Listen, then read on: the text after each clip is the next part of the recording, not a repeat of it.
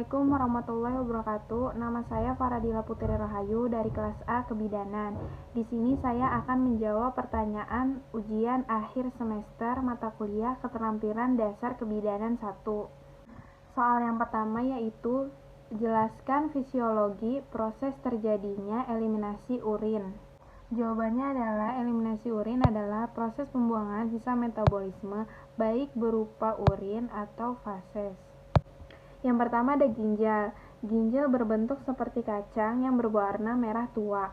Ginjal terletak pada bagian belakang rongga abdomen, bagian atas, setinggi vertebra torakal 11 dan 12. Ginjal menghasilkan hormon eritropoietin yang berfungsi merangsang produksi eritropoietisetin.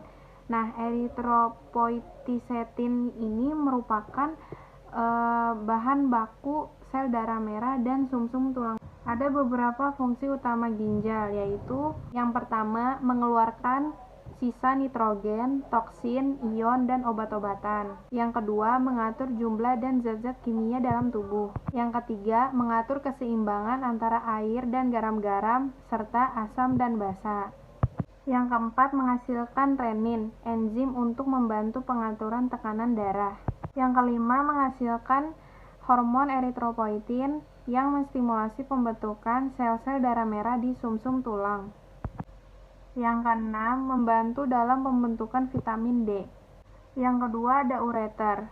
Setelah urin terbentuk, kemudian akan dialirkan ke pelvis ginjal, lalu ke bladder melalui ureter. Setelah meninggalkan ginjal, ureter berjalan ke bawah di belakang peritoneum, ke dinding bagian belakang kandung kemih.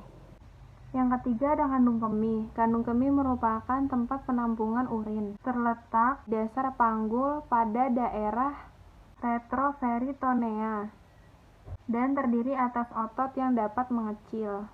Kandung kemih terdiri dari dua bagian, yaitu bagian fundus atau bodi yang merupakan otot lingkar, tersusun dari otot detrusor dan bagian leher yang langsung berhubungan dengan uretra. Yang keempat ada uretra. Uretra merupakan saluran pembuangan urin yang langsung keluar dari tubuh. Panjang uretra wanita lebih pendek, yaitu 3,7 cm, sedangkan pria panjangnya 20 cm. Soal nomor 2 yaitu jelaskan pengertian pemeriksaan diagnostik dan sebutkan macam-macam pemeriksaan diagnostik. Pemeriksaan diagnostik yaitu pemeriksaan yang mutlak untuk mengetahui diagnosis atau untuk mengetahui penyakit klien atau pasien.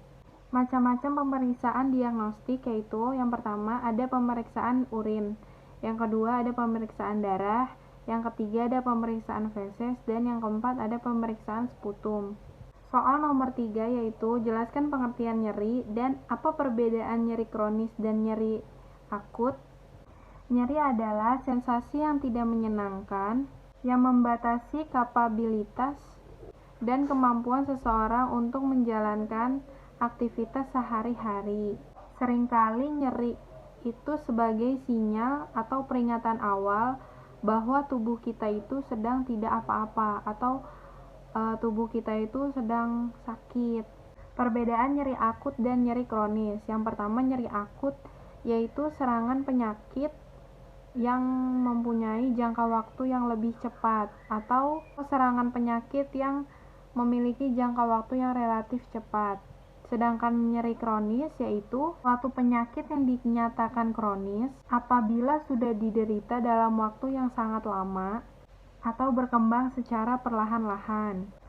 Soal nomor 4 yaitu jelaskan tentang resusitasi jantung paru dan apa saja indikasi dari resusitasi jantung paru. Resusitasi jantung paru atau CPR adalah tindakan medis darurat yang dilakukan untuk orang yang kesulitan bernafas, baik secara normal atau mengalami henti jantung, dengan cara menekan di area dada korban.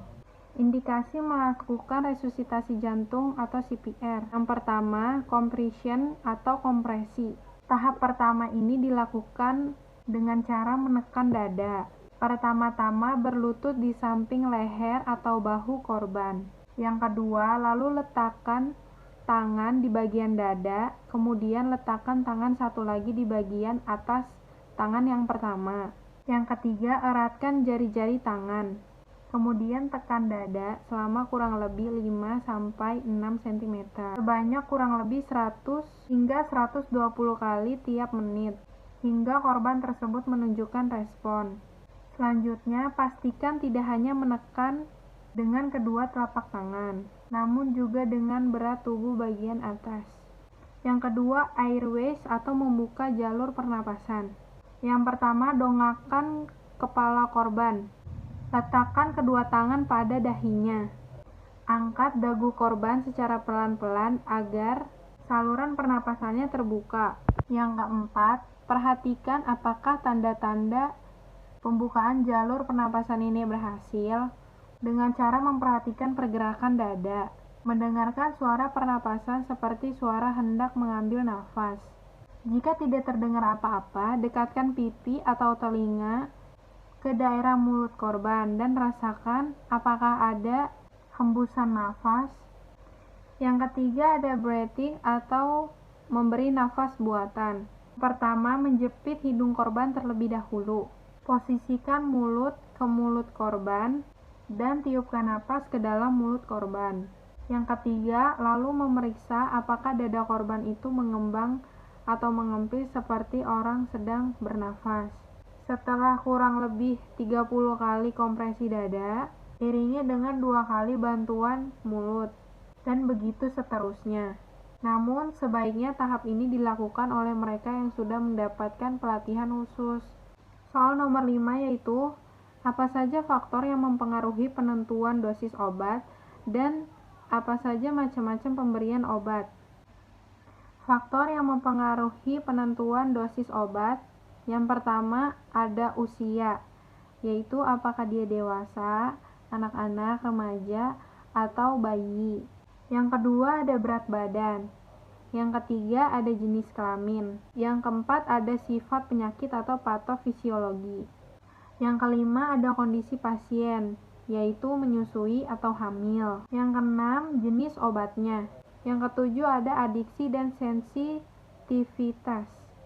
Macam-macam pemberian obat yaitu yang pertama pemberian obat oral, pemberian secara injeksi, pemberian secara intrakutan, pemberian secara subkutan, injeksi intravena, intramuskular, pemberian obat melalui rektal, dan obat luar atau topikal, paru-paru, atau inhalasi. Soal nomor 6 yaitu, apa perbedaan pemeriksaan tekanan darah diastol dan sistol dan bagaimana cara membedakan pada saat pemeriksaan. Tekanan darah sistol atau sistolik yaitu tekanan darah jantung berdetak dan berkontraksi atau berkerut, memompa darah ke seluruh tubuh. Yang kedua ada tekanan diastol atau diastolik, itu tekanan darah pada waktu peragangan atau relaksasi jantung saat di antara detakan. Cara membedakannya pada saat pemeriksaan yaitu tekanan sistol akan diukur lebih tinggi daripada tekanan diastol.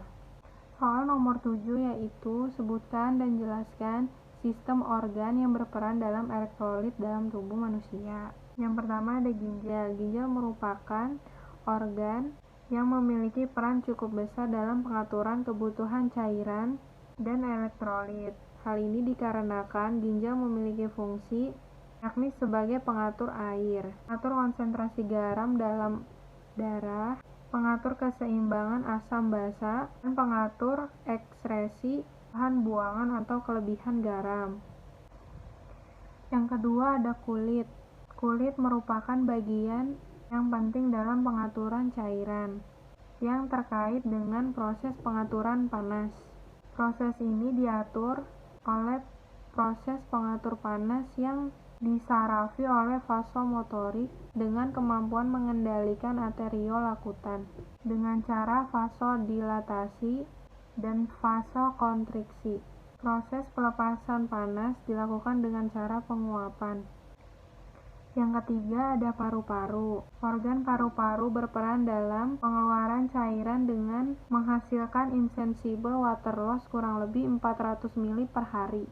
Proses pengeluaran cairan terkait dengan respon akibat perubahan frekuensi dan kedalaman pernafasan atau kemampuan bernafas. Misalnya orang yang melakukan olahraga berat. Yang terakhir ada gastrointestinal. Gastrointestinal merupakan organ saluran pencernaan yang berperan dalam mengeluarkan cairan melalui proses penyerapan dan pengeluaran air. Dalam kondisi normal, cairan yang hilang dalam sistem ini yaitu 100/200 ml per hari. Sekian jawaban ujian akhir semester yang saya buat. Kurang lebihnya mohon maaf. Wassalamualaikum warahmatullahi wabarakatuh.